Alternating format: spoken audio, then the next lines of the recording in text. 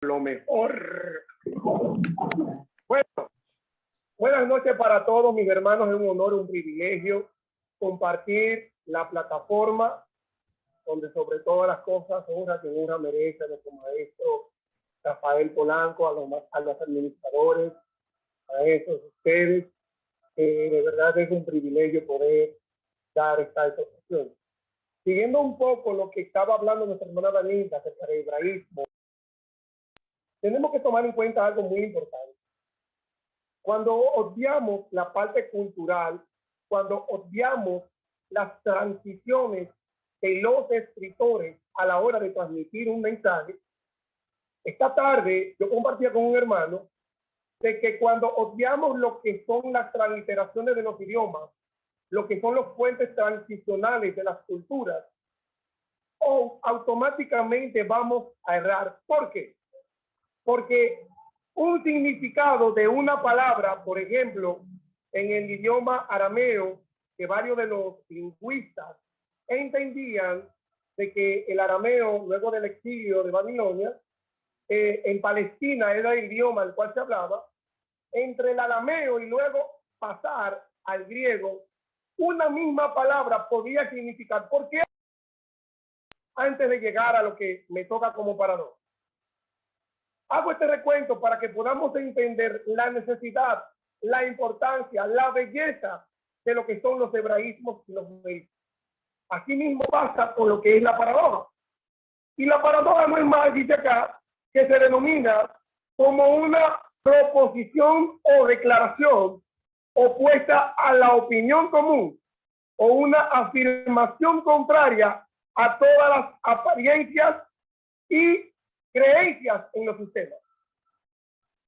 Cabe la pena destacar que para el tiempo de Jesús, los sistemas de creencia, tanto los saduceos como los fariseos, aquí que entra lo que son, lo que hoy conocemos como figuras de elección. Y en lo que yo voy dando exaltación, yo quisiera brevemente que usted anote y busque en su Biblia, para seguir entrando en la enseñanza, Mateo capítulo 19, Mateo capítulo 19, desde el versículo 16 en adelante. Entonces, ¿qué sucede? Es importante destacar que Jesús lo que hacía era que según los métodos de ellos manifestar lo que ellos creían, como evidenciaban en este caso los fariseos, la ley y la Torá, siempre ponían, por ejemplo, cargas, hacían cosas que ellos no hacían. Y es ahí a donde entra la gran enseñanza de nuestro Mesías. Y voy a dar varios ejemplos para entrar en el clímax porque a veces damos por sentado y obviamos los contextos. Por ejemplo, muchos de nosotros hemos escuchado donde dice el texto, dejad que los muertos entierren a sus muertos. Eso lo podemos encontrar en Mateo 8, versículo 22, en Lucas 6, versículo 60. Si nos damos cuenta, mis hermanos, Jesús lo que está buscando con estas paradojas es nada más que según la importancia del sistema cultural, en este caso, sistema Mateo va dirigido ¿a quién? A judíos. Estos judíos tenían un sistema de creencias totalmente contrario. Entonces, cuando Jesús viene y entra y confronta los sistemas que prevalecían, en este caso, los saduceos, los fariseos, unos creían en la resurrección de los muertos, otros no creían en la resurrección de los muertos. Entonces, es aquí a donde Jesús ataca este sistema de creencias con algo que ellos entendían. Jesús entonces establecía este sistema de creencias. Y vamos a aceptar rápidamente otro ejemplo, le voy a dar. Dice acá, una parte de que muchos de nosotros, incluyéndome a mí, hemos utilizado como piezas y no nos damos cuenta que es una paradoja. Voy a repetir el significado para que puedan entender. Dice acá, Se denomina paradoja a una proposición o declaración opuesta a la opinión común. ¿Cuál era la opinión común en este entonces? Basado al destinatario, en este caso de Mateo, que eran judíos. ¿Y qué sistema religioso había? Saduceos y los... Entonces viene acá, dice, si alguien viene a mí y no aborrece a su padre y a su madre y a su mujer e hijos, hermanas, aún también a su vida, no puede ser mi discípulo. Lo podemos encontrar en Lucas 14:26. Mira qué importante esto. Muchos de nosotros, cuando yo leí este pasaje la primera vez, yo decía, pero ¿cómo yo voy a aborrecer a lo que Dios me dice, que honra a tu padre y a tu madre? ¿Cómo voy a aborrecer a que la palabra de Dios dice que debo de amar a mi prójimo? Es a donde ahí entra lo que posiblemente podemos ver un choque de sistema de creencias. No es nada que ver. Utilizando esta figura de retórica, lo que es la paradoja, Jesús lo que hace es que confronta la mentalidad en la época de los seguidores de estas diferentes, vamos a llamarle así, sectas o posible denominación de creencias. Y vamos a saltar que aquí viene el plato bueno, y yo espero que lo hayan buscado. Mateo 19, en su versículo 16, vamos a leer. Vamos a poner atención. Dice acá.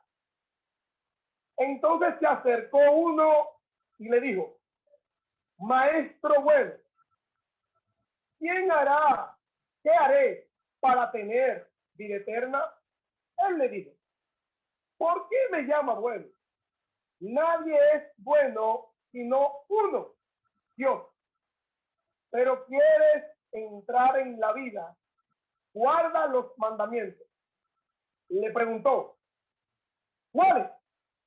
Y Jesús le contestó, no matarás, no adulterarás, no hurtarás, no dirás falso testimonio, honra a tu padre y a tu madre y amarás a tu prójimo como a ti mismo. Voy a hacer una pausa acá.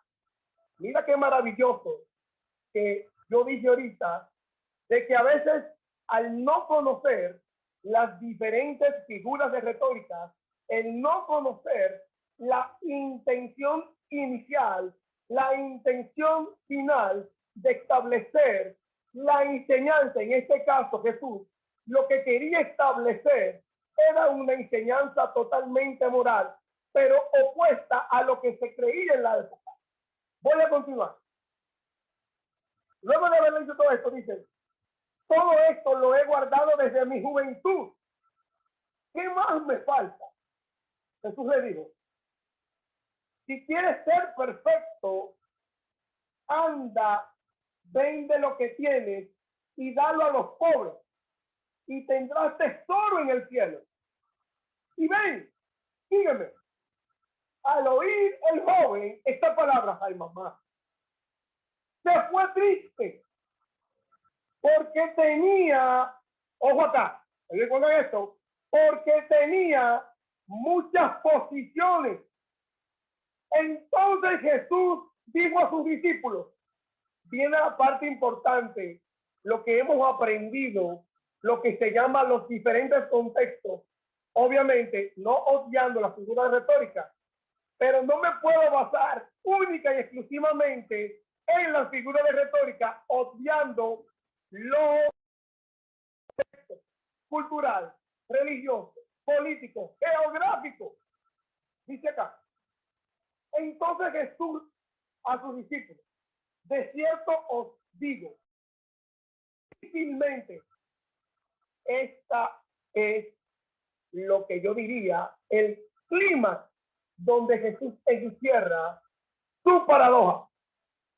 Dice acá, de cierto os digo que difícilmente entrará un rico en el reino de los cielos.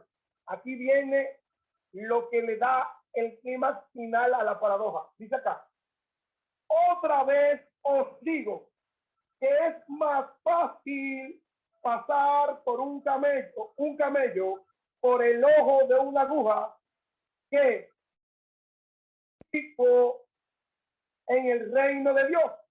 Y dice acá, sus discípulos al oír se asombraron mucho y decían, ¿quién pues podrá ser salvo? Mirándolo, Jesús les dijo, para los hombres esto es imposible, pero para Dios todo es posible. Y antes de culminar, hay otros más ejemplos y luego se lo voy a plantear en el grupo, e incluyendo otras literaturas. Señores, la importancia de conocer las figuras de retórica nunca le van a quitar la intención inicial y final, que era establecer el reino de Dios, era establecer lo que nosotros hoy en día tenemos como estructuras. Y Jesús quebrantaba los sistemas religiosos, culturales, y establecía lo que era el reino de Dios, lo que era el evangelio. Nunca podemos olvidar que nada le va a quitar la esencia, nada le va a quitar la hermosura de lo que Jesús traía. Y voy a culminar con esto.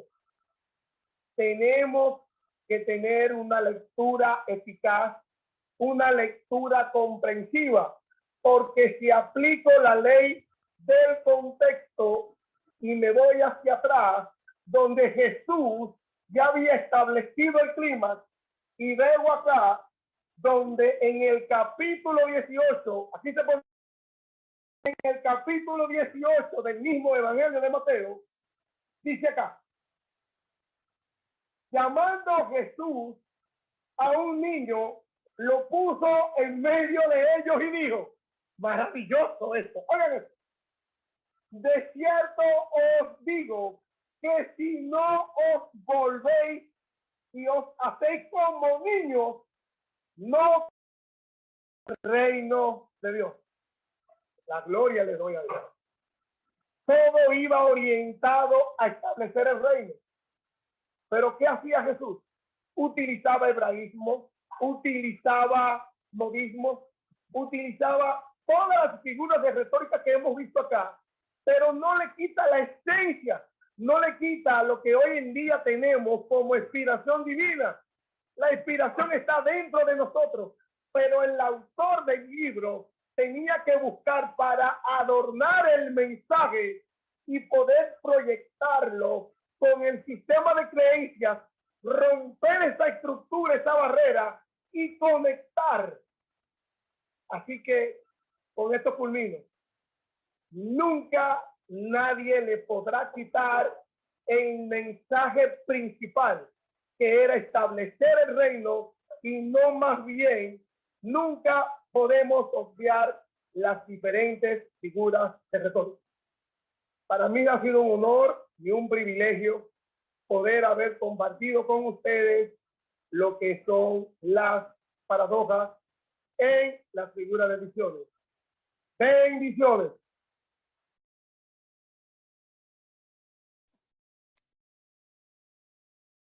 Muchísimas gracias, Ángel.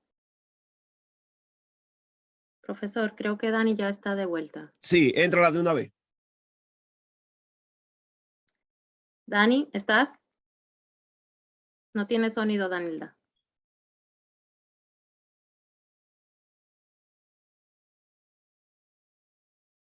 Dani, Profesor. Dani. No, no tiene el audio activado todavía. Tiene problemas allá, de aquel lado. Retórica, y la primera que estaremos trabajando es la hipérbole. Antes de nosotros dar inicio a lo que tiene que ver la hipérbole, deberíamos nosotros preguntarnos qué significa hipérbole o qué es hipérbole. Esta figura o este concepto viene de la palabra del griego hipérbole y que está compuesta por dos palabras.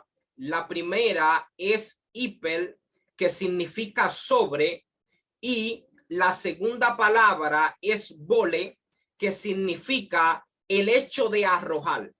Se llama así porque añade al sentido una especie de exageración o a la idea, con la que entonces se disminuye considerablemente algo para, de manera exagerada, darlo a entender, y que lo que se está exagerando no es literalmente como se está exagerando. El segundo concepto que nosotros encontramos con relación a lo que significa hipérbole, también significa tirar más allá del blanco. Como figura literaria o de retórica, la hipérbole implica, como le decía, la exageración de una idea. Ahora, aquí debemos hacer una pequeña aclaración, y es que la exageración de una idea en el texto bíblico, en el caso de la hipérbole, que es la figura de retórica que exagera de manera drástica, de manera abundante una idea, no puede ser entendida como una mentira, ya que la intención de la mentira es engañar y la intención de la hipérbole es comunicar de manera más fuerte una idea al lector que va a leer o al que va a escuchar dicha hipérbole. De manera que la hipérbole no puede ser entendida como una mentira, sino que ésta exagera la idea o el pensamiento que se quiere transmitir o que el escritor quiere transmitir. Deberíamos nosotros entonces, ahora que hemos definido de manera conceptual lo que es una hipérbole, el por qué esta aparece en la Biblia o el por qué se empleó como tal la hipérbole. La hipérbole en el texto sagrado se empleó con el objetivo de darle mayor fuerza de expresión al contenido o al mensaje de la Biblia, donde aparece la figura de retórica, valga la redundancia acá, llamada hipérbole. Entonces, en el contexto donde aparece esta figura de retórica, se busca de manera determinada, se busca un impacto en el lector o en el que va a escuchar la hipérbole que aparece en el texto y que está siendo leída. En este sentido, esta figura de retórica puede ser utilizada como un recurso enfático, número uno. Puede ser utilizada, número dos, como un recurso expresivo. Número tres, puede ser utilizada como un recurso irónico. Y por último, puede ser incluso utilizada de manera humorística. Y quiero dar varios ejemplos de manera natural. Ejemplo, ¿alguna vez hemos escuchado a alguien decir: he pensado tanto que se me quemó el cerebro? A nadie se le puede quemar el cerebro por simplemente pensar, porque los pensamientos no producen fuego en el cerebro para que el cerebro como tal se pueda quemar. Pero el que expresa: he pensado tanto que se me ha quemado el cerebro, lo que está exagerando la idea, la situación, el contexto de que él estuvo pensando, estuvo ocupado, estuvo ajetreado pensando, y el que lo está escuchando o al que él quiere transmitirle el pensamiento, la idea de que él estaba pensando tanto, entonces él recurre a decir que estaba pensando tanto que el cerebro se le quemaba. Otro segundo ejemplo es: vine más rápido que un carro. Literalmente, ningún ser humano puede correr más rápido que un carro. Lo que está indicando el individuo que utiliza esta oración: vine más rápido que un carro lo que quiere indicarles y de manera exagerada mostrar que se apresuró lo más que pudo para llegar al lugar a donde él tenía que llegar. El segundo ejemplo es el tercer ejemplo, perdón, es tengo los pies como un motor. Nadie tiene goma de carro o de motor en los pies. Lo que se quiere decir, lo que se quiere hacer es hacer énfasis en que utilizo mis pies para correr de manera rápida, de que soy veloz corriendo, de que soy rápido caminando. El último ejemplo, voy volando a toda velocidad. Ningún ser humano puede volar a toda velocidad a menos de que esté montado en un avión, que es otro asunto. Pero decir voy volando a toda velocidad, lo que se quiere hacer es fuerza en este pensamiento, es en que voy rápido, en que me espere, en que estoy llegando, en que estoy disponiendo de toda mi fuerza para yo poder llegar a ese lugar. Ahora bien, entremos en el texto sagrado. ¿Cuáles son los usos que encontramos en el texto sagrado y en muchos contextos en donde encontramos que es utilizada la figura de retórica, en este caso la hipérbole? Deuteronomio capítulo 1, por favor. Verso 28. Dice el texto: ¿a dónde subiremos? Nuestros hermanos se han atemorizado y está atemorizado nuestro corazón, diciendo: este pueblo es mayor y más alto que nosotros. Las ciudades grandes y amuralladas hasta el cielo. Lo que los que estaban comunicando este mensaje, en el caso de los espías que dan el reporte, no están comunicando que de manera gráfica, de manera literal, las murallas que ellos iban a enfrentar, la ciudad con la que se encontraron y que le enviaron a espiar, no eran literalmente que llegaban al cielo. Lo que querían comunicar es que estas fortificaciones, estas ciudades estaban bien protegidas y que era muy difícil entrar o penetrar en esta ciudad.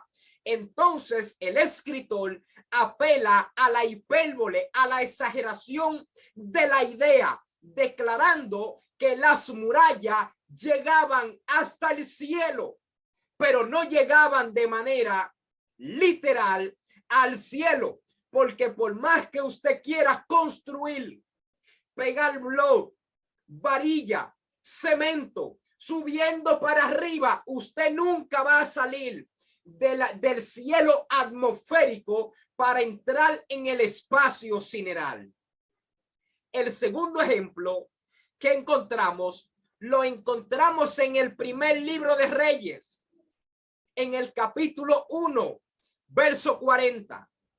Después subió todo el pueblo en pos de él y cantaba el pueblo con flautas y hacían grandes alegrías, que parecía que la tierra se iba a hundir con el clamor de ellos. La tierra nunca se va a hundir porque un pueblo esté alegre. Lo que se quiere comunicar, lo que se quiere transmitir es que la alegría del pueblo, el regocijo, era tan abundante que ellos comunicaron la intensidad de este sentimiento utilizando la figura de retórica, la hipérbole, y declarando que la tierra se estaba hundiendo por el clamor de ellos.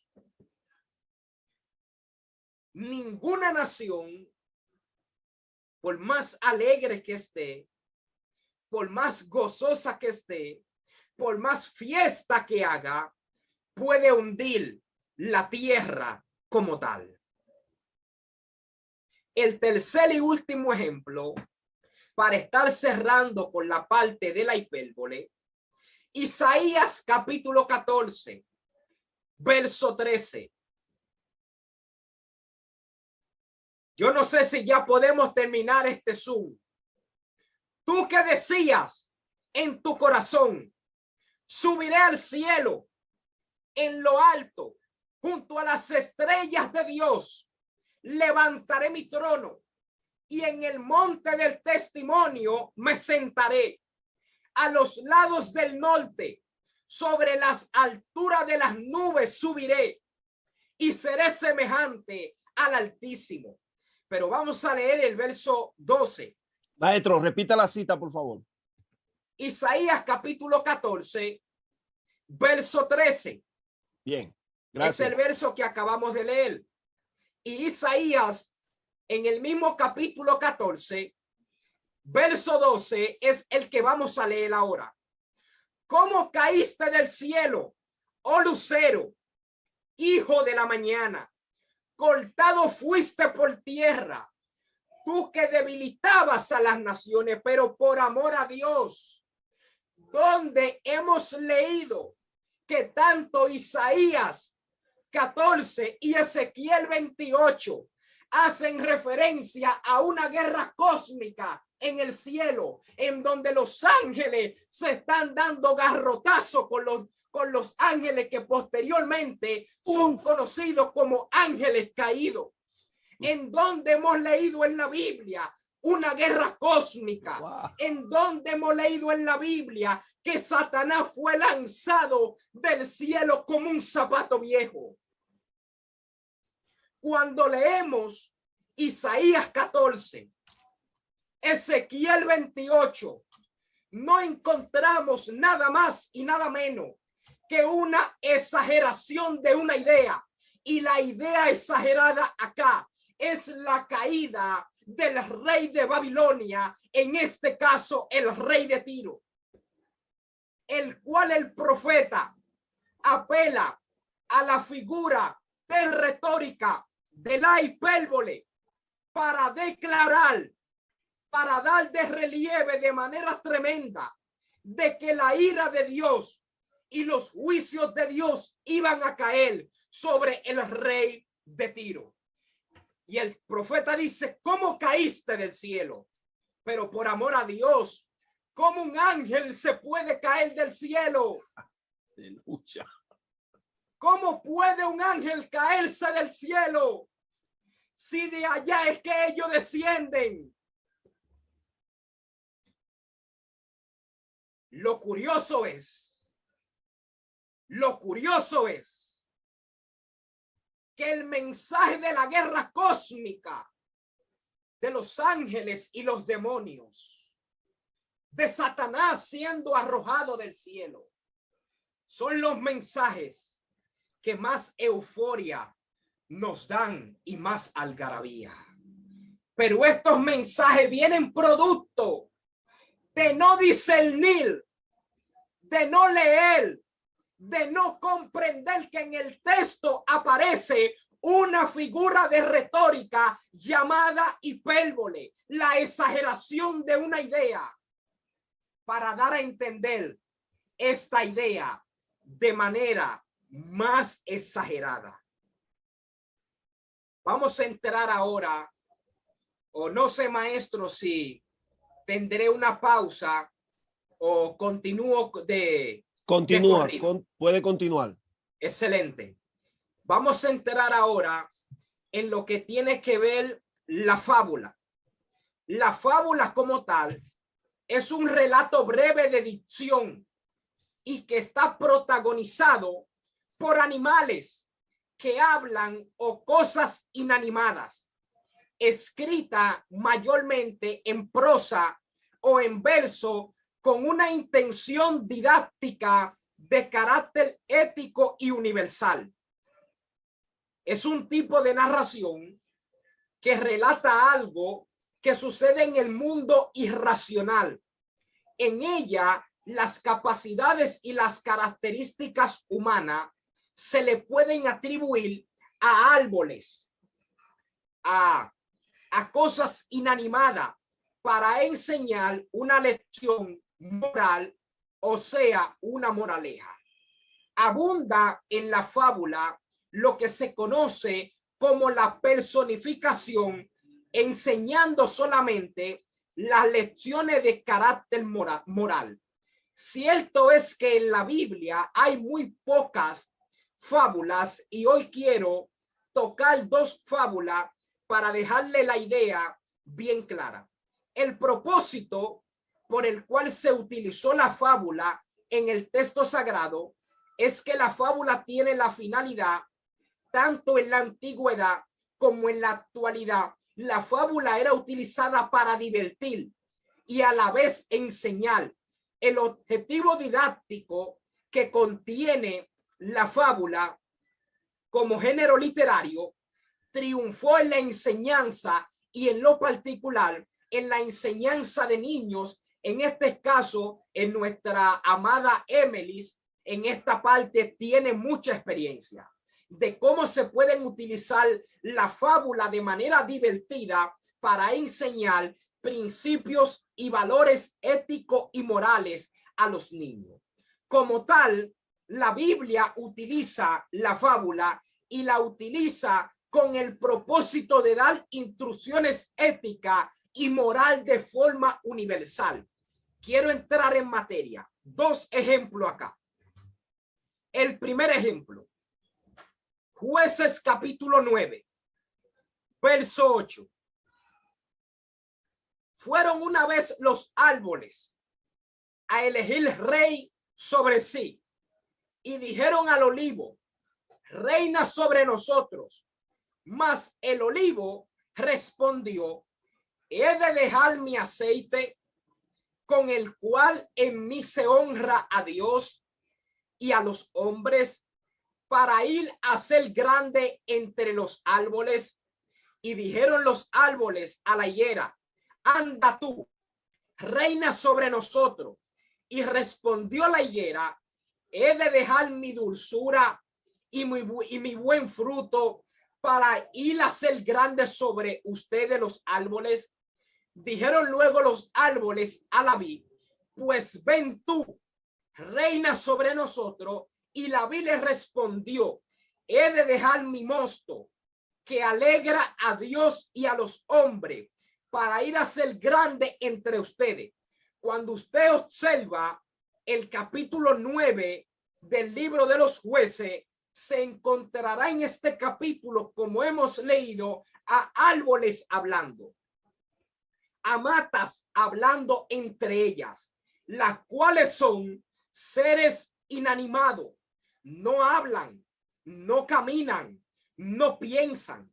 Esta fábula que aparece en el libro de los Jueces, la razón del por qué Jotán relata esta fábula era para poner en evidencia la estupidez del pueblo al que le está hablando, al que le quiere transmitir el pensamiento. Era para poner la estupidez del pueblo en evidencia al escoger a Abimelech como su rey, e indicó, en este caso, Jotán indica en esta fábula cuál sería el resultado de ello al escoger a Abimelech como rey, y que el resultado era un resultado malo.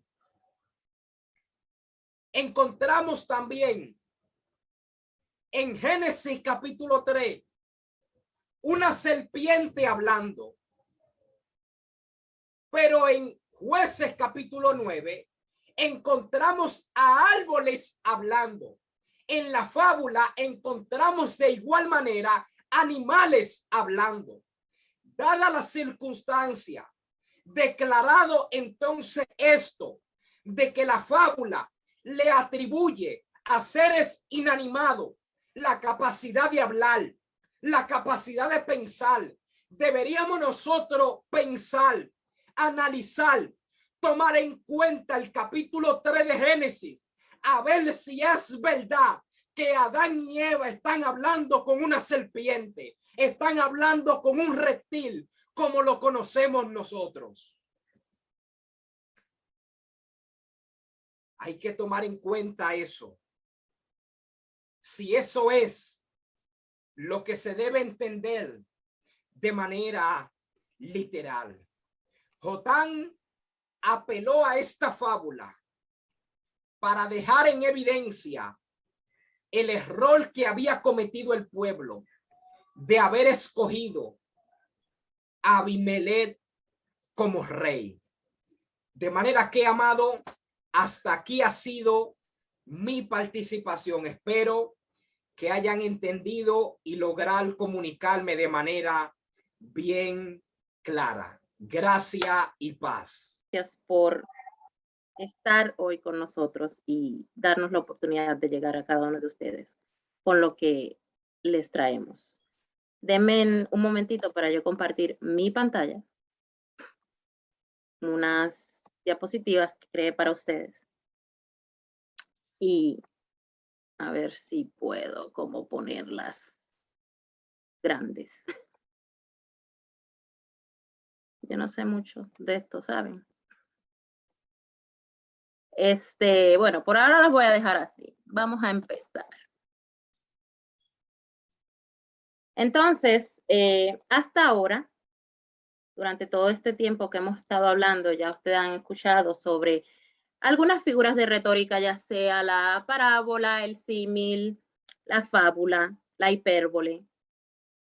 A lo largo de la historia, las figuras de dicción o retórica han sido una herramienta para camuflar lo que queremos escribir, ya sea para enaltecer, para exagerar algo, para permitir que usted se imagine. O sea, una de las partes que como humanos desarrollamos primero es nuestra imaginación.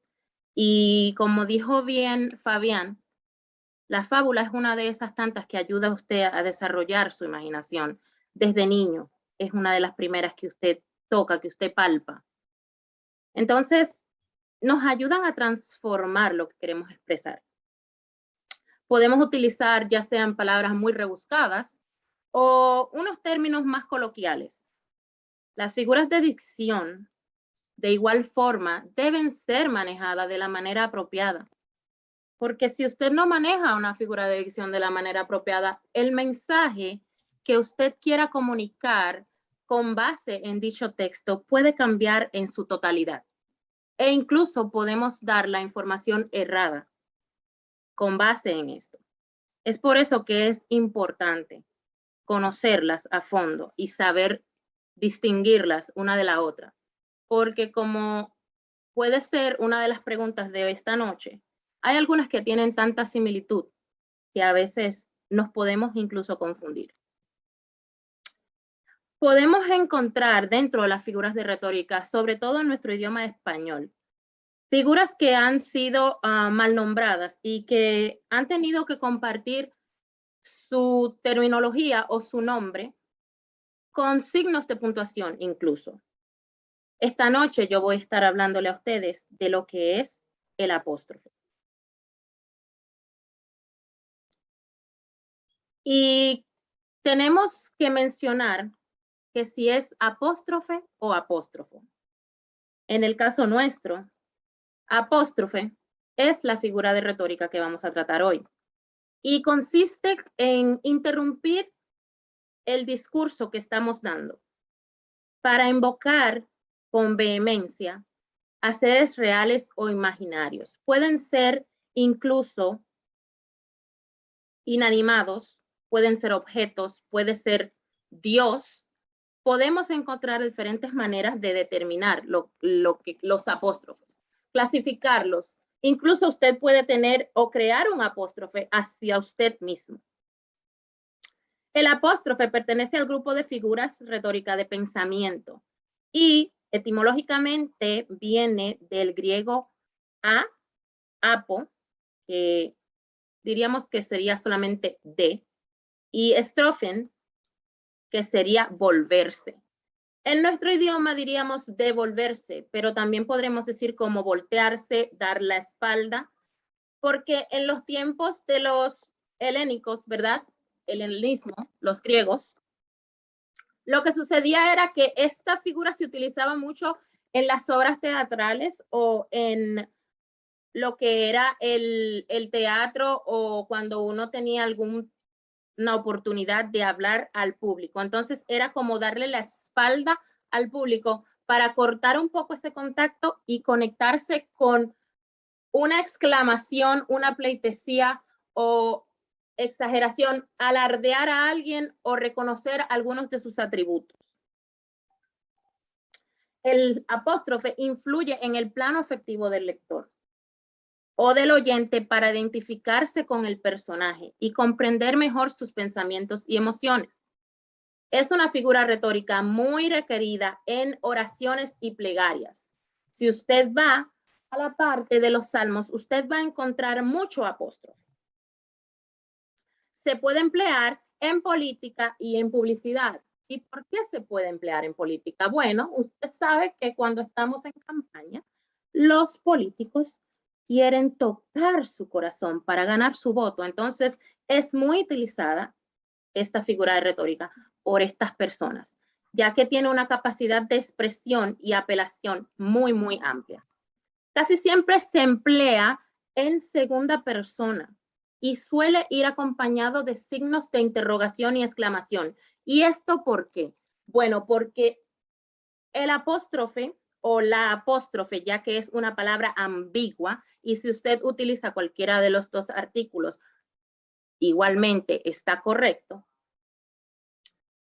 es, como dije anteriormente, para destacar unas características con vehemencia. Quiere decir que es una expresión vivaz. Usted está siendo impetuoso. Usted está utilizando pasión. Le sale de dentro el usted hacer uso de esta, o sea, en el momento en que va a hacer uso de ella. Entonces, por eso suele ir acompañado de signos de exclamación, porque cuando usted está utilizando signos de exclamación, usted está mostrando ya sea sorpresa, tristeza, demasiada alegría, algún tipo de emoción. Por esto esta figura de dicción o de retórica está tan conectada a la parte emocional.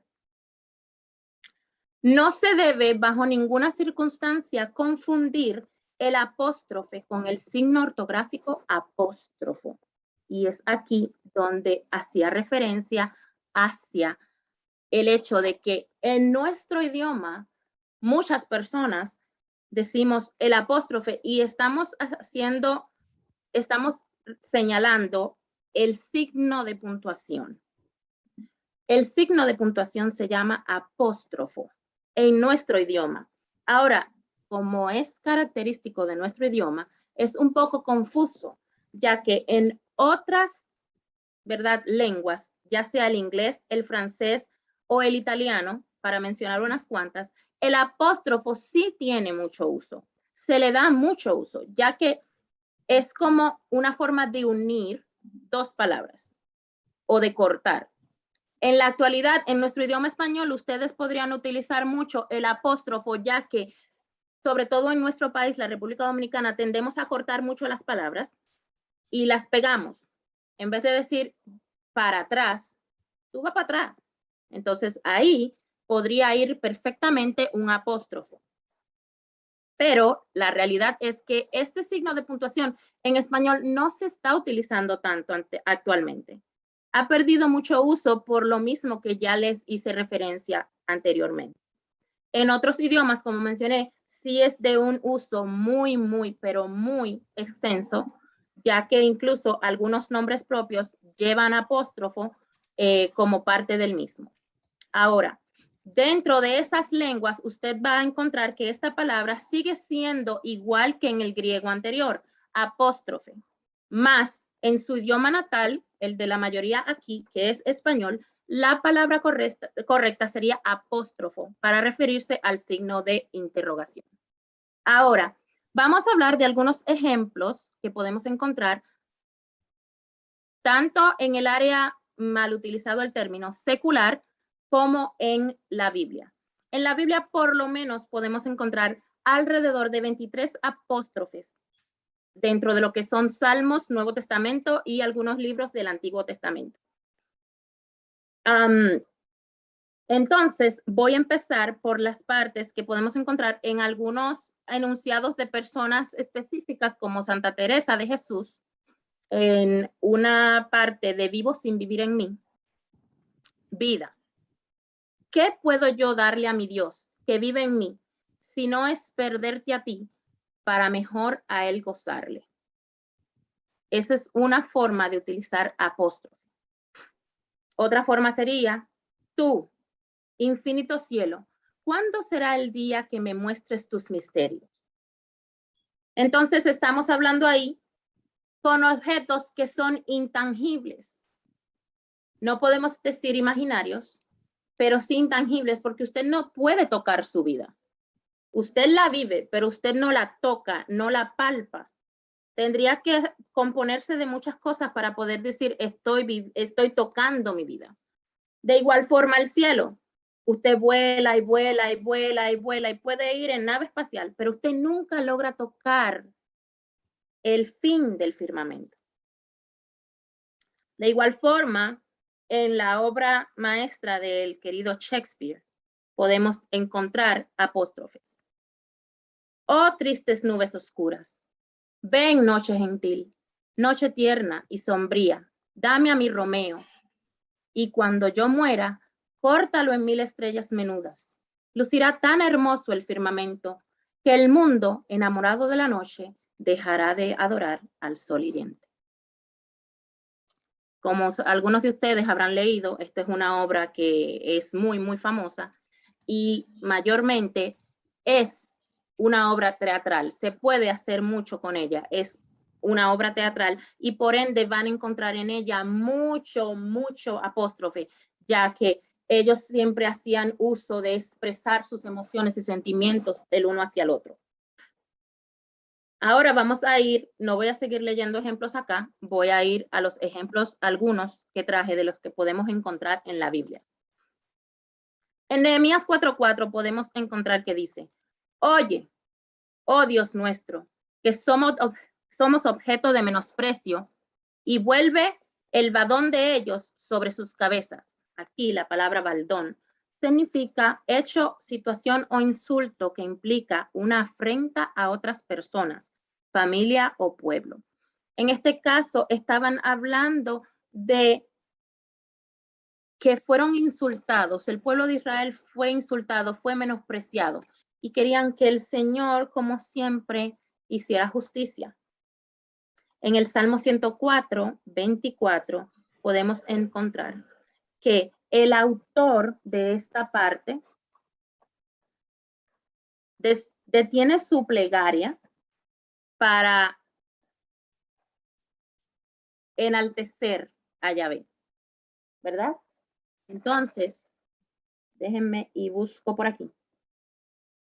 Está alabando lo que su Dios, nuestro Dios, ha hecho. Cuán innumerables son tus obras, oh Yahvé. Hiciste todas ellas con sabiduría. La tierra está llena de tus posesiones.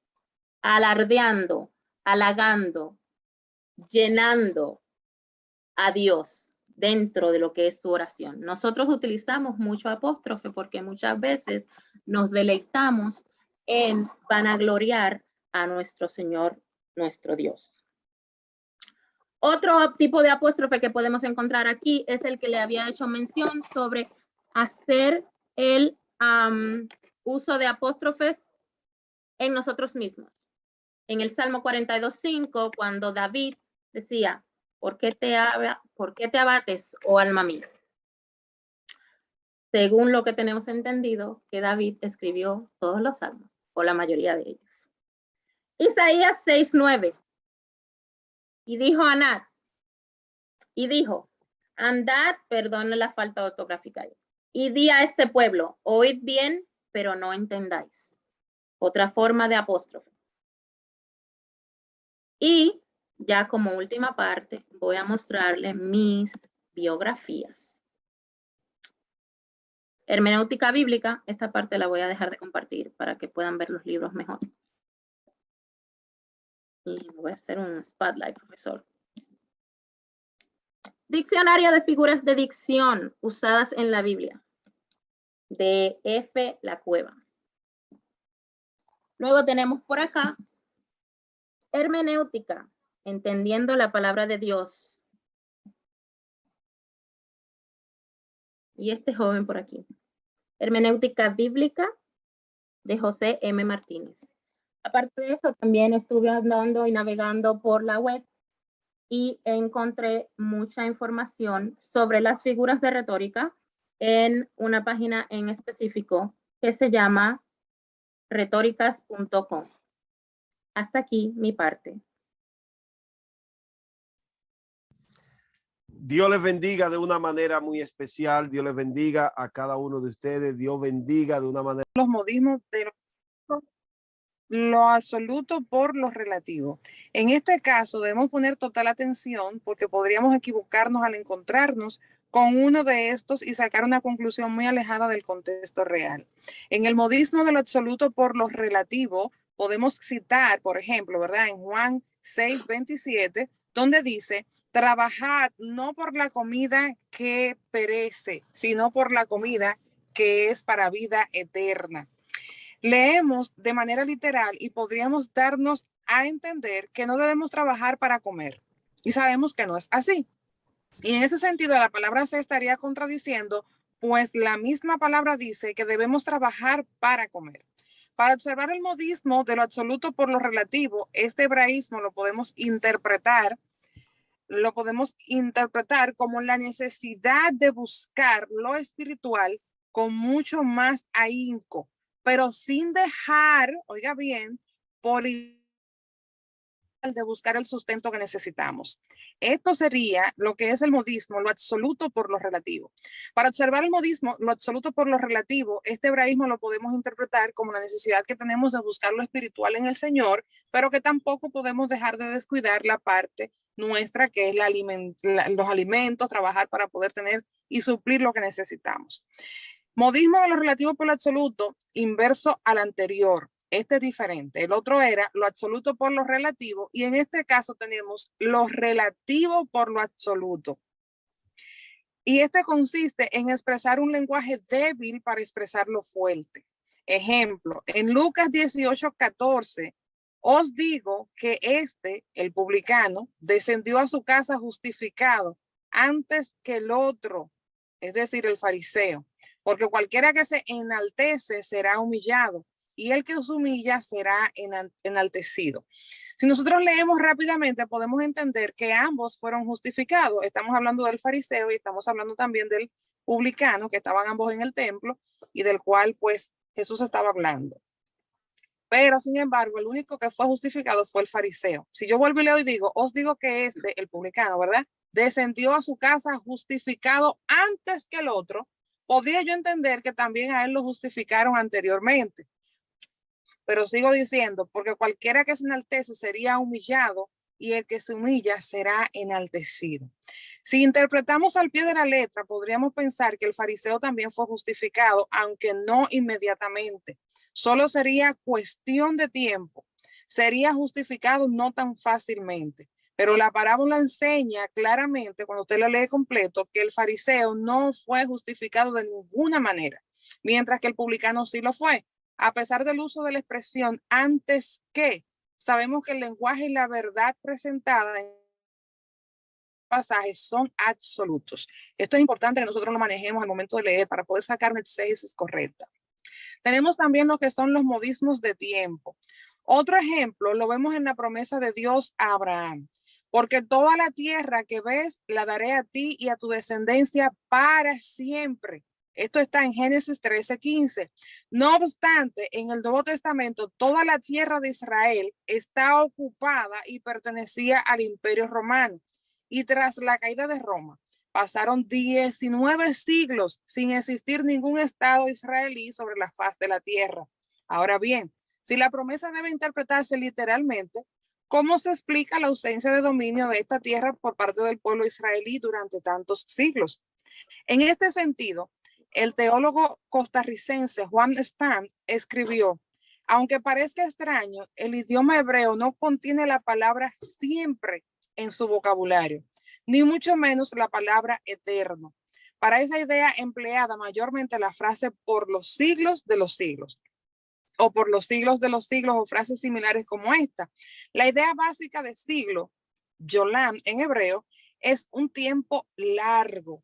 a menudo pasado remoto o futuro remoto.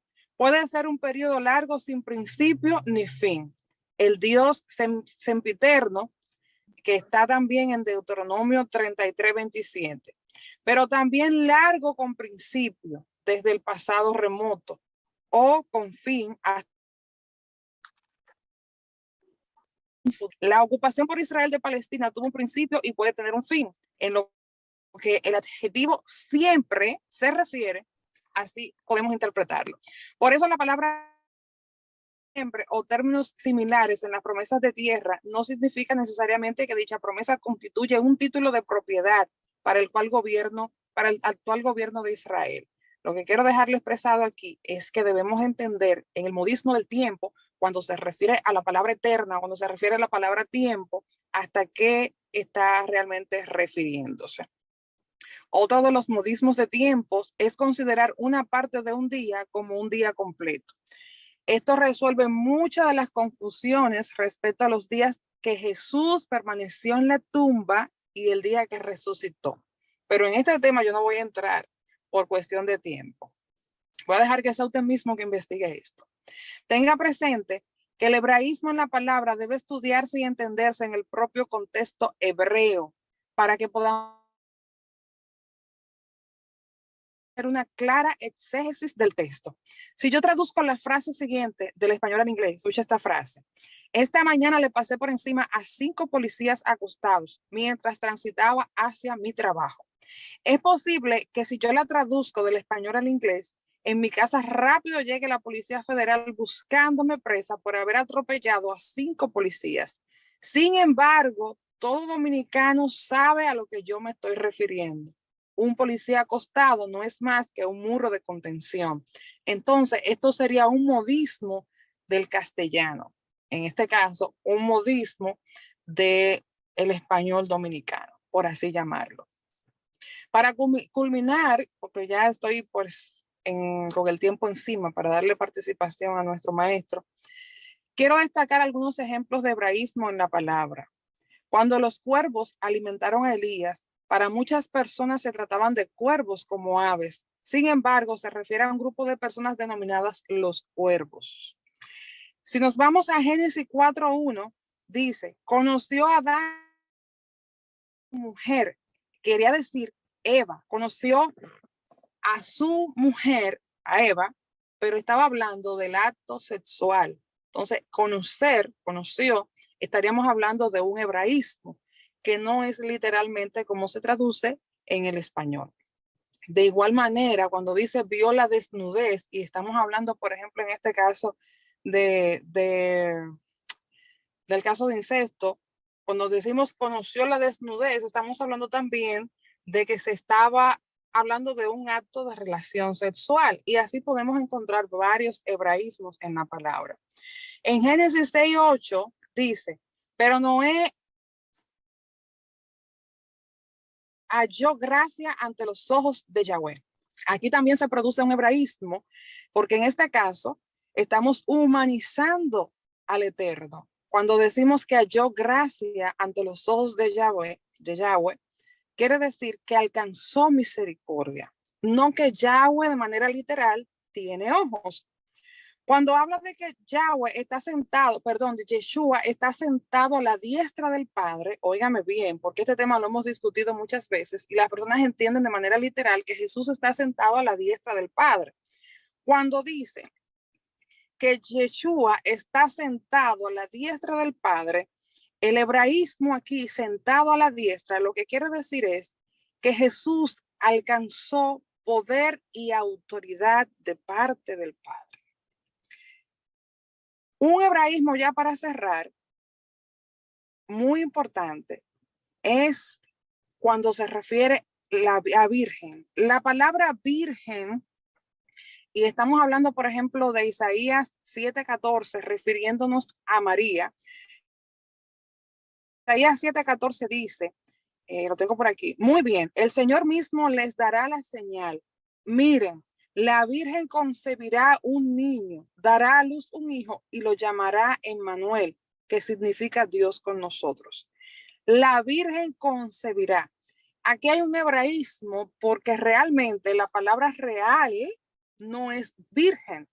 Y esto ha traído muchísimas confusiones. Voy a citar algo de Rashi. Dice Rashi y la palabra alma de Isaías 7:14. Algunos interpretan que esta es la señal de que ella es una joven que no era hábil para dar a luz. ¿Por qué se interpreta esto? Porque existe también otro término que es betulá. Betulá es una niña de 12 años y por lo regular no está todavía propiamente formada para dar a luz. Pero también está la palabra alma, que significa una mujer joven. Y también está la palabra nará, que al igual que alma, significa una mujer joven. Cuando se hizo la traducción aquí, se cambió la palabra mujer joven o doncella por la palabra virgen. Si estudiamos y buscamos doncella y virgen, no vendría siendo lo mismo. Entonces aquí se produce lo que es también un hebraísmo. Ya para cerrar, por cuestión de tiempo, ¿verdad? Me hubiese gustado ampliar mucho más este tema porque es bien importante, pero quiero exhortarles a todos ustedes que cuando vayamos a la palabra, nos enfoquemos y tengamos en cuenta cuáles son los hebraísmos para que podamos entender realmente cuál es el mensaje que podemos captar de la palabra. Yo les exhorto también a que sigan buscando más sobre estos temas, específicamente sentado a la diestra, el de la Virgen que está en Isaías 7:14 y otros más para que podamos entonces tener un conocimiento ampliado y una exégesis correcta al momento de utilizar los hebraísmos que podemos encontrar en la palabra. Pido disculpas, la señal hoy me traicionó, pero pues pude por lo menos abarcar un poco del tema en esta noche. Buenas noches y bendiciones. Muchísimas gracias.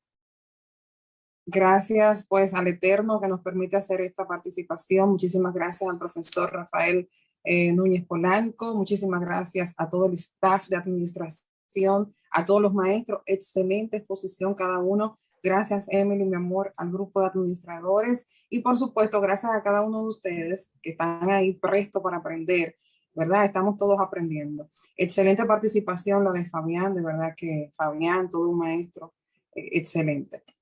Mi tema es el hebraísmo y es un tema muy importante porque el hebraísmo en la palabra nosotros debemos de manejarlo. Obviamente, por cuestión de tiempo, yo voy a estar hablando de la parte más importante de lo que es el hebraísmo, pero yo le quiero hacer una invitación que después que pase ya todo este seminario, usted se dedique también a profundizar en cada uno de los temas que hemos dado aquí y que su estudio no se limite solamente hasta acá, sino que usted también ponga de su parte y siga investigando y siga estudiando para que podamos hacer un exégesis correspondida, una exégesis limpia, una exégesis como corresponde en la palabra. Un hebraísmo o un modismo hebreo es una expresión peculiar de un idioma. En este caso, como es hebraísmo, es del idioma hebreo, que normalmente carece de significado cuando nosotros hacemos una traducción.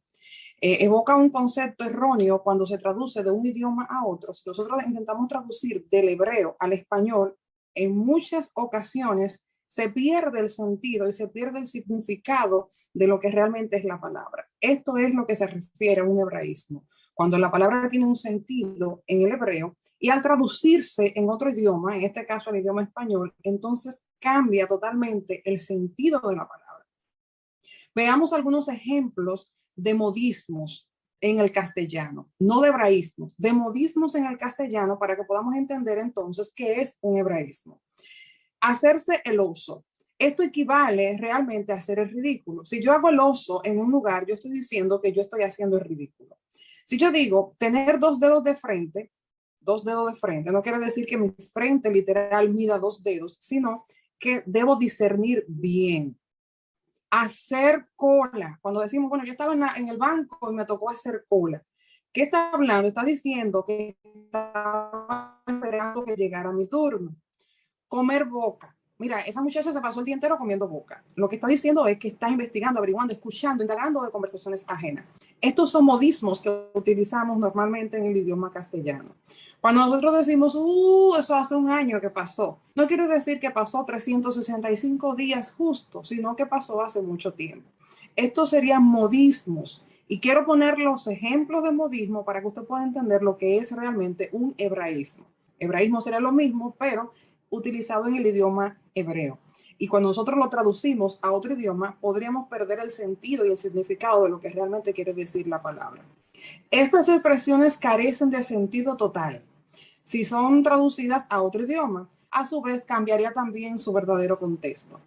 Esto mismo ocurre con los modismos hebraicos de la palabra. Han sido traducidos sin buscar la intención de apegarse a su verdadera esencia y significado. Como sabemos, hay traducciones que se pueden hacer literalmente entre idiomas y hay que conocer la palabra en el contexto o la tradición cuando el escritor la utilizó. Por ejemplo, Pablo utiliza la palabra circuncisión para referirse a los judíos y no al acto como tal. La escuela de Jerusalén, dedicada a estudiar cada palabra de los evangélicos, de los evangelios, sinóticos, ha concluido que el documento fuente de estos escritos fue en hebreo la mayor parte y que una parte mínima fue simplemente en el idioma griego. Y el significado, por lo tanto, estaría pasando del hebreo al griego, del griego a otros idiomas y podría entonces perderse mucho contenido, mucho contexto y mucho significado en ciertas palabras. Existen varios tipos de modismos. Sí, no solamente está el modismo ya per se. Podemos clasificar los modismos. Podríamos decir que existe el modismo de filiación. ¿Qué es el modismo de filiación? Bueno, la expresión hijo de alguien o de algo, o sea, hijo de alguien, hijo de algo, hijo del trueno, por ejemplo, hemos visto, ¿verdad? Es frecuente en la Biblia. Cuando el propósito de esta frase es el de indicar una de varias relaciones entre las dos cosas. Se clasifica como el modismo de filiación. Estas relaciones pueden ser físicas, morales o espirituales. Es decir, hay modismos donde están hablando de hijo de tal cosa o hijo de alguien y no se está refiriendo de manera literal a un hijo como relación de hijo padre, hijo madre, sino que quiere realmente dejar entrever la relación que hay entre una cosa y la otra. Normalmente las palabras hijo de alguien se deben entender literalmente, por ejemplo, en algunos casos, no siempre, cuando Jesús dijo, estaba refiriéndose a Pedro, ¿verdad? Pedro, Simón, hijo de Jonás. Hablaba de una realidad literal en este caso. Este no es el modismo de filiación. Cuando está hablando de padre e hijo de realidad, no está hablando de filiación. Pero cuando está hablando, por ejemplo, en otros casos, donde dice en Hechos 3:25, pero dice, vosotros sois los hijos de los profetas. Vosotros sois los hijos de los profetas. Literalmente no lo eran, porque todos los profetas, excepto Juan el Bautista, habían muerto ya siglos pasados. Entonces ahí está hablando, haciendo una relación. El sentido es que eran descendientes de los profetas, físicamente, pero no eran sus hijos literales. Clasificamos esta expresión como modismo de filiación en sentido físico. Ejemplo de esto es que a Jacobo y a Juan se le llamaba hijos del trueno, refiriéndose al carácter tempestuoso que tenían ambos. No era que ellos eran hijos del trueno de manera per se, de manera literal, sino que estaba haciendo referencia al carácter que tenían ellos dos. Entonces, en este caso, estamos hablando de un modismo de filiación. Por igual, encontramos también en Efesios 2:2 que habla de los hijos de la desobediencia, refiriéndose a aquellos que eran desobedientes de la ley. Cuando decía los hijos de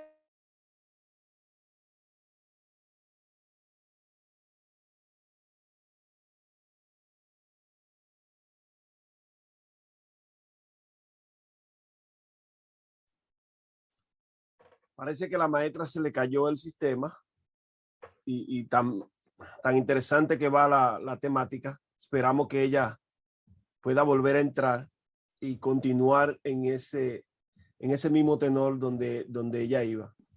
Está extremadamente interesante y me gustó mucho la parte que ella tomó. Primero, cómo nosotros usamos modismo en el castellano nuestro para hacer la comparación entre lo que ella va a explicar de lo que es un hebraísmo. El hebraísmo aparece en muchos lugares en la Biblia, pero nosotros, por ejemplo, ese que ella acaba de exponer, Juan y su hermano le llaman los hijos del trueno. Realmente ellos no tienen ninguna relación con el trueno. Es el carácter de ellos. es la forma como ellos se expresan. No sé si usted sabe que en un momento determinado, este mismo muchacho, Juan, que era de que el más tranquilo, en una le pidió a Jesús permiso para pedir fuego del cielo y que quemara a un grupo de personas. O sea, era el carácter del tempestuoso, la forma como se comportaban.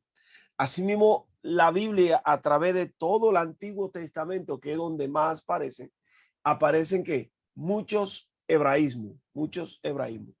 Y para no romper más la parte que la maestra estaba explicando, lo vamos a dejar hasta ahí.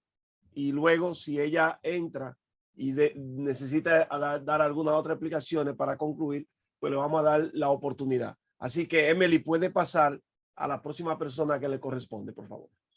Si no me... Dios les bendiga con mucha paciencia. Esperé mi turno. Así que, como yo esperé mi turno, ustedes ahora se la aguantan, ¿ok? Yo tuve paciencia para esperar 1 hora y 30 minutos. Pero yo quiero hablar de lo que es la antítesis. La pronunciación varía de acuerdo al idioma, pero se la voy a tirar de la forma que usted la entienda más. La antítesis, ¿ok? Cuando usted va al colegio y llega a la universidad y usted logra los grados académicos de una carrera, por lo regular a usted le exigen una tesis de la carrera que usted ha hecho durante ese periodo de tiempo. Ahora, cuando usted termina su tesis, usted tiene que presentar la tesis y defenderla. Presentarla y defenderla. ¿En qué consiste presentarla y defenderla? Bueno, usted va a tener una batería de maestros que tienen en su poder la copia de la tesis de usted. Y cuando usted termine de exponer, ellos han estado tomando nota. Entonces ellos le van a preguntar directamente a usted sobre cierto punto de su tesis. Eso indica que eso es la defensa de la tesis. Ahora, cuando en el mundo nuestro, los evangélicos, específicamente mi persona que tiene prácticamente un ministerio a través de las redes sociales, constantemente yo estoy publicando estudios e interpretaciones de la Biblia. Es muy posible que una interpretación pueda variar de acuerdo a la línea de pensamiento o la formación del teólogo. Vamos a poner 3 ejemplos. Si hay un teólogo o un estudiante que es de la línea bautista, uno de la línea metodista y otro de la línea adventista, y los 3 leen el libro de Mateo, capítulo 19, verso 5, es muy posible que los 3 tengan una interpretación diferente. Ahora, cuando uno de ellos escucha a ese estudiante exponer su tesis sobre ese pasaje, como son de escuelas diferentes, entonces el adventista va a contrarrestar a lo que dijo el bautista. Puede ser que sea el adventista que contrarreste a lo que dijo el metodista.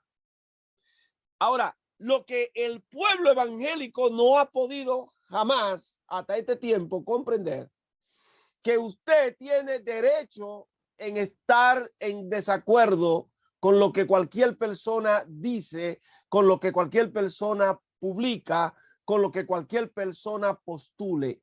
Ese es su derecho. Usted puede estar en desacuerdo. Ahora, el estar en desacuerdo no le da a usted el derecho de descalificar, de desacreditar de despotricar al que expuso la idea. No. Usted tiene derecho a estar en desacuerdo, pero existen códigos en los cuales usted tiene que avalarse para usted poder presentar el desacuerdo que usted tiene. Le voy a poner 3 ejemplos y después voy a entrar a la Biblia. Ayer en la mañana me llegó un video, un corto de un video que me envió uno de mis estudiantes. En este corto aparece un pastor dominicano explicando las 5 maneras de reprender a un demonio. 5 maneras para reprender al demonio. De acuerdo a mi formación, de acuerdo a mis estudios, todo lo que dijo está incorrecto. Todo. Pero para yo mostrar que yo estoy en desacuerdo con lo que él dijo, no es suficiente que yo le diga a ustedes que yo estoy en desacuerdo. Para eso yo tengo que sentarme a escuchar punto por punto cada cosa que él explicó y yo escribirla y yo presentar una antítesis a la tesis que él presentó. Es la única manera que yo puedo mostrar mi desacuerdo. Las personas solamente dicen, yo no estoy de acuerdo. ¿Y qué? ¿Qué ha dicho? O sea, el no estar de acuerdo no significa nada. Para usted no estar de acuerdo, usted tiene que presentar un anteproyecto donde usted explique con lujo de detalle las razones por las cuales usted no está de acuerdo. Se llama una contraposición. Una contraposición. El que presenta una tesis, un estudio, y quiero decirle que esta parte que yo tomé hoy es aplicativa porque quiero hoy enseñarle a usted cómo comportarse cuando usted esté frente. Ustedes muchos son líderes, son pastores y hay personas que se presentan en los púlpitos de ustedes y presentan cosas que están totalmente fuera del contexto bíblico. Entonces yo quiero hoy que usted aprenda cómo usted enfrentar eso. No es que usted se reúna con el que está sentado al lado de usted. No es que usted llame al pastor. No es que usted llame al que lo invitó para decirle, yo no estoy de acuerdo con lo que él dijo. No funciona así. Usted tiene que armar el muñeco y está en capacidad de presentar el muñeco. Porque el que presentó la tesis no es manco, no es ciego, ni es sordo. Él va a defender lo que él presentó. Si él va a defender lo que él presentó, usted tiene que estar armado hasta los dientes para usted entonces saber cómo va a presentar la contrapropuesta de lo que él dijo. Le voy a poner un ejemplo. En el año 1956 hubo una guerra que se llamó la Guerra del Canal de Suez. Se reunieron los primeros ministros de Francia, de Inglaterra y la señora Golda Meir de Israel y planearon la recuperación, quitarle a los egipcios el canal de Suez. Gobernaba en ese momento al poderoso Estado Egipto Anel Nasser. Este hombre era grande, querido entre su pueblo porque había recuperado el canal antes de tiempo. Había que esperar al 1999 y él lo recuperó.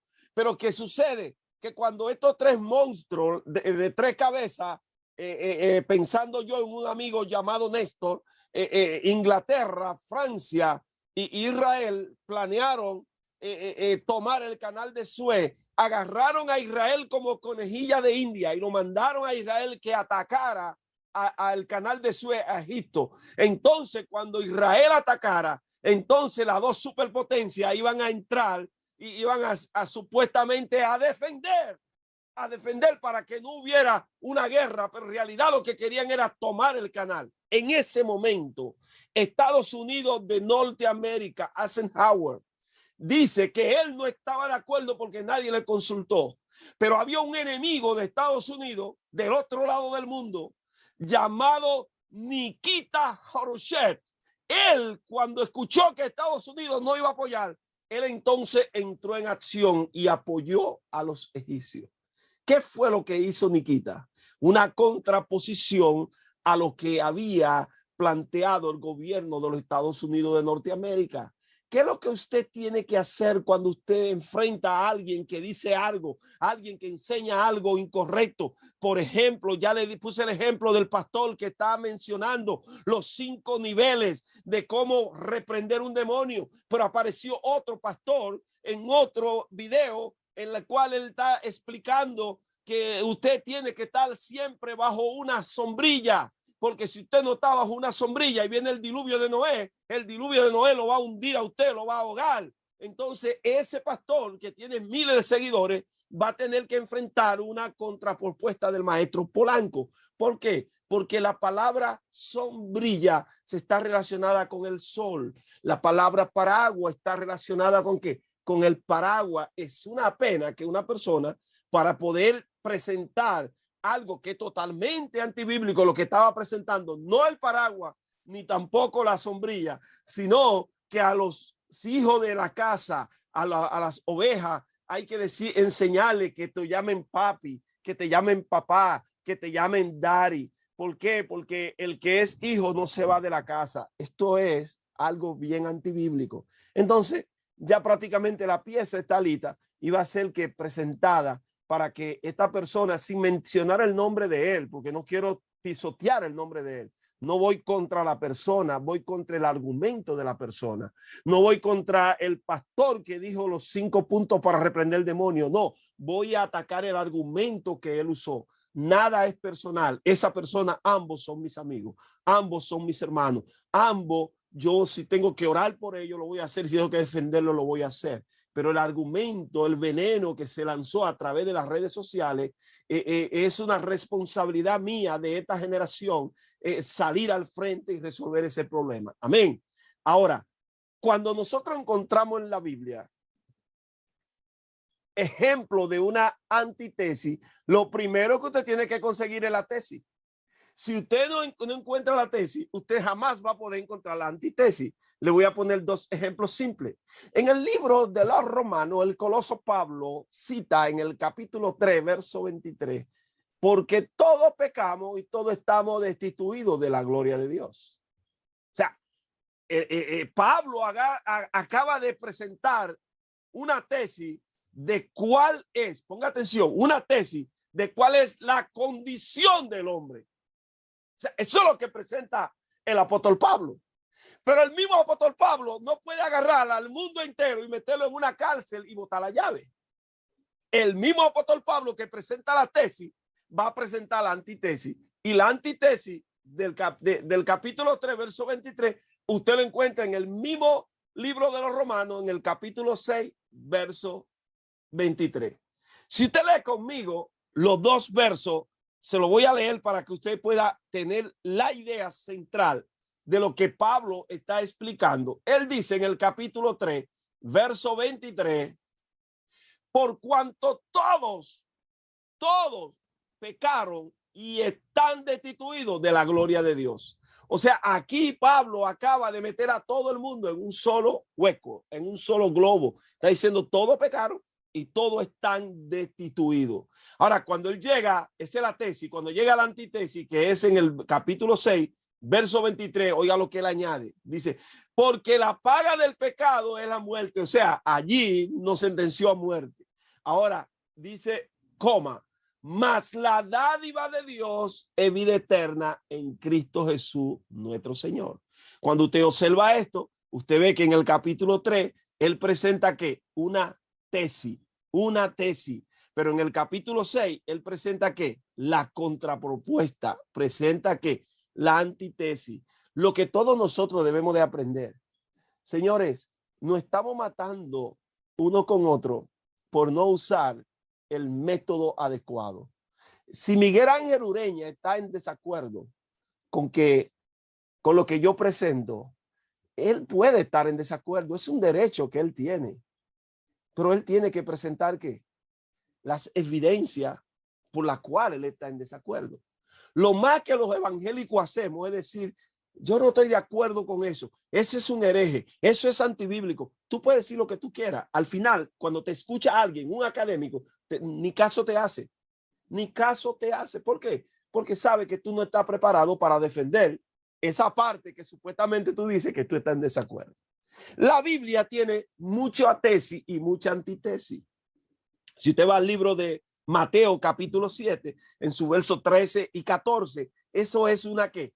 Tesis con su antitesis ahí mismo puesta. Si usted va en el libro de segunda carta a los Corintios capítulo 3, en sus versos 6 al 18, esa es una, perdón, del capítulo 8 al verso 10, es una tesis, pero del 10 al 18 es la antitesis. Si va también al libro, perdón, déjeme detenerme aquí. Por ejemplo,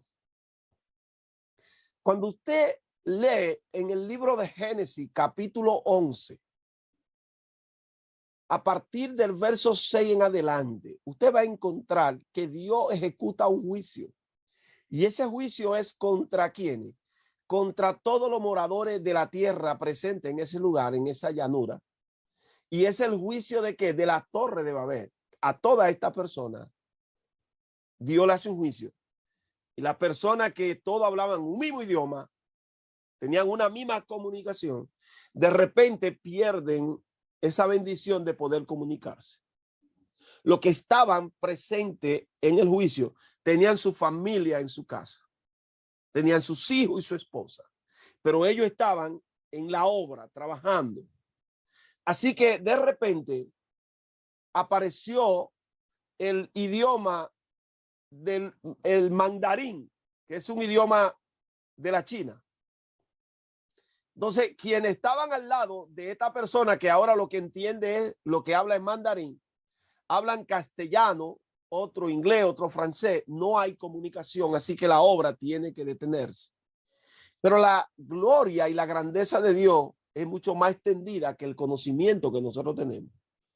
Porque aunque la Biblia no lo diga, para mí es imposible razonar que mientras en la construcción a Polanco le dieron el don de hablar en mandarín, o sea, que mi idioma fuera mandarín, que cuando yo llegue a mi casa, toda mi familia no estuviera hablando mandarín. O sea, es imposible para yo razonar eso. Lo que indica es que cada persona cuando llegó a su casa, sus familiares hablaban el idioma que se le impuso a quién, al cabeza de la familia. Ahora, cuando usted entiende eso, que por las divisiones de las lenguas se detuvo la obra, entonces usted va al día de Pentecostés. La misma persona en Génesis 11 es la tesis, pero en Hechos capítulo 2 y en 2 Corintios capítulo 3 es la antitesis, es la contraposición. Mientras en la tesis todo el mundo perdió la comunicación. Entonces hay que explicar ahora lo que sucede en el día de Pentecostés. Que la misma persona, hipotéticamente, que aparecieron en la Torre de Babel, ahora están representadas aquí. Y cuando llega el momento, las personas que no tenían afinidad de comunicación, entonces estas personas comenzaron a comunicarse entre sí por un mismo idioma. Pero entonces Pablo a segunda carta a los Corintios quiere que todo el mundo entienda lo que pasó. Entonces Pablo dice, porque no hizo ministro de un nuevo pacto, no de la letra, porque la letra mata, mal espíritu vivifica. Pablo realmente no se está refiriendo a la Torre de Babel. Pablo se está refiriendo a cuando bajó Moisés con la tabla de la ley y había una gran fiesta, los judíos haciendo una celebración de que a nombre de quién, de Jehová, y ese día dice que murieron en número de 3,000 personas. Cuando llega el día de Pentecostés, no hay muerte, lo que hay es vida. Al haber vida, lo que sucede es que 3,000 personas reciben al Espíritu Santo y reciben vida. Entonces el apóstol Pablo agarra esos dos eventos y lo lleva a segunda carta a los Corintios y le dice, son dos pactos, el pacto de la letra que mata y el pacto de la gracia que salva. Pero cuando yo le hablaba a usted ahorita de la Torre de Babel, todo está conectado, porque la Torre de Babel está conectado ¿con qué? Con el día de Pentecostés. Torre de Babel y el día de Pentecostés. Tesis, antitesis. Usted puede estar en desacuerdo. Por ejemplo, en la primera lección que yo di, algunos no se dieron cuenta, por lo menos 2 personas ya me lo manifestaron. Yo cité Jonás capítulo 2, pero yo dije Jonás 2:16, pero Jonás nada más tiene 10 versículos. Así que yo estaba citando el texto que yo cité. Ponga atención. Lo que yo cité del texto fue correcto, mas la cita fue incorrecta, porque yo tenía que decir 2:10 y no 2:16. Ahora, un estudiante terminando la clase me escribió, varón, fue incorrecta la cita. Amén, bien, gracias. Después de esta semana, otro estudiante me escribió y me mandó un texto explicándome que si yo quería, que si yo podía mostrarle la Biblia donde aparece Jonás 2:16 y que él en su Biblia no lo había encontrado, Y también yo le di la gracia y le expliqué, no, varón, no existe 2:16, lo que existe es 2:10 y yo cometí un error. O sea, eso fue un error mío y yo tengo que afrontar mis errores. ¿Entiende? Ahora, el primer estudiante lo que me señaló fue que yo cometí un error y que lo arreglara. Y yo lo estoy arreglando hoy.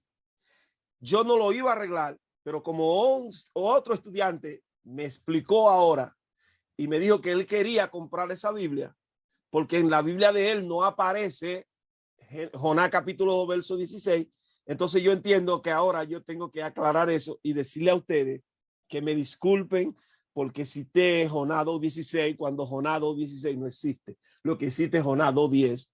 Y así, si hay otra persona más que sabe ya que yo cometí ese error, entonces ya esa persona no me va ni a escribir ni me va a decir nada porque sabe que ya yo públicamente dije que cometí un error. Hay diferentes formas de cómo usted decir que está en desacuerdo con algo. Ambos estudiantes lo hicieron perfectamente bien. ¿Por qué? Porque señalaron un error. Ok. Ahora, yo le puedo decir a usted ahora mismo que quizá en esta misma transmisión yo cometí varios errores. Pero usted no puede enfrentarme a mí y decirme yo estoy en desacuerdo contigo. Tú tienes que hacer ¿qué? Una antítesis a lo que yo presenté. Tú tienes que hacer una contraposición a lo que yo presenté. La antítesis comienza de la siguiente manera y ya estoy cerrando. Usted siempre va a encontrar en una antítesis esta palabra. ¿Cómo? O sea, la palabra como es un símil. Pero cuando usted escucha a alguien decir algo y usted hace y dice ¿cómo? Ya no es un símil. Quédese conmigo, por favor. La palabra como, cuando usted está leyendo, es un símil. Pero cuando yo escucho al sargento Alberto decir algo, yo digo, ¿cómo? Ya no es un símil. No, ya eso es ¿qué? Una contraposición a lo que él dijo. Sí. Entonces hay otra palabra que, pero, ese pero siempre aparece en el vocabulario de nosotros. Pero es que está en desacuerdo. Está en desacuerdo. Hay una palabra que usa el maestro Fabián. Sin embargo, ese sin embargo es lo que se llama estar en desacuerdo, pero va a usar la ética. Porque en vez de presentar el desacuerdo literalmente, directamente, va a decir, sin embargo, yo entiendo, y comienza por ahí explicando palabras con mucha ética, pero al final te va a meter el cuchillo y te va a decir, yo estoy en desacuerdo contigo. Pero va a usar ¿qué? La ética. Sin embargo, y va a comenzar por ahí. Así usted enfrenta a una persona, pero usted nunca puede decirme a mí que está en desacuerdo conmigo y usted no presentar la razón por la cual usted está en desacuerdo conmigo. Jamás. ¿Por qué? Porque yo lo voy a enfrentar a usted. Acuérdese que el que presenta una tesis es porque estudió. Entonces, para usted destruir, derrumbar una tesis, usted también tiene que hacer su tarea, estudiar, comenzar punto por punto y explicar. Yo no estoy de acuerdo con el hermano Polanco por esta parte, por aquí, por aquí, por aquí. hasta llegar. Y es muy posible, ponga atención, es muy posible que en la contraposición, en la antítesis, usted logre convencer y mostrarle el error que usted cree que tiene el hermano. Y si la persona es humilde, lo va a aceptar, lo va a entender. Por ejemplo, el apóstol Pablo dice que la fe es solamente por gracia. Ponga atención. La fe solamente por gracia. Pero el apóstol Santiago cita y dice que la fe es por obra. Entonces usted tiene la tesis de ¿quién? De Pablo. Y tiene la antítesis de ¿quién? De Santiago. Para usted resolver el problema, usted tiene entonces que enfrentar que el escenario. ¿Están aquí? Para usted poder resolver el problema, usted tiene que enfrentar el escenario. ¿Quiénes eran los receptores de Pablo y quiénes eran los receptores de Santiago? Los receptores de Pablo estaban siendo consumidos, estaban siendo convencidos de que regresaran a la práctica de los sacrificios y la ley. Entonces Pablo tiene que decirle, no, ningún sacrificio te salva. Tú eres salvo por gracia, no por obra. Pero Santiago tiene una iglesia sentada cantando corito y yo me voy con él y yo me voy con él y yo me voy con él. Y Santiago dice, espérese un momento. Si usted tiene fe, muéstreme su obra y salga a qué, salga a trabajar, salga a regar tratado, salga a las cárceles, salga a los hospitales, salga a decir que Cristo viene. Dos escenarios diferentes. La tesis de Pablo y la contraposición de Santiago. Ambos estaban correctamente. Pablo le habló a un grupo de personas diferente a lo que Santiago estaba explicando. Eso es la parte esencial de todo estudio. Que usted conozca de antemano quiénes son los receptores. Cuando usted sabe quiénes son los receptores, le va a ser mucho más fácil entender las figuras de retórica que aparecen en la Biblia. Y cierro con esto. Hay figuras de retórica, pasajes que en una misma porción tienen varias figuras de edición que son aplicables al mismo texto. Por si acaso usted escucha a uno de los maestros usar un texto con una figura y usted ya escuchó a otro maestro explicando una figura también dentro de ese mismo, es porque puede haber en un mismo pasaje varias figuras. Así que bendiciones. Espero que usted sepa que no es solamente decir que está en desacuerdo, es que usted presente las razones por las cuales usted está en desacuerdo y que lo haga con ética y con respeto. Nunca ataque, ponga atención, nunca ataque al individuo, enfrente el argumento del individuo. Nunca ataque a la persona. La persona puede ser una persona que tiene, que es producto de qué? Producto del ambiente en la cual se crió, en la cual se formó. Quizás no tiene culpa. No lo ataque a él. Ataca el argumento, pero atácalo por la vía correcta. Vamos a dar las partes, pero vamos a esperar que sean breves, cortas, porque el tiempo es corto, ¿ok? Bendiciones, secretario.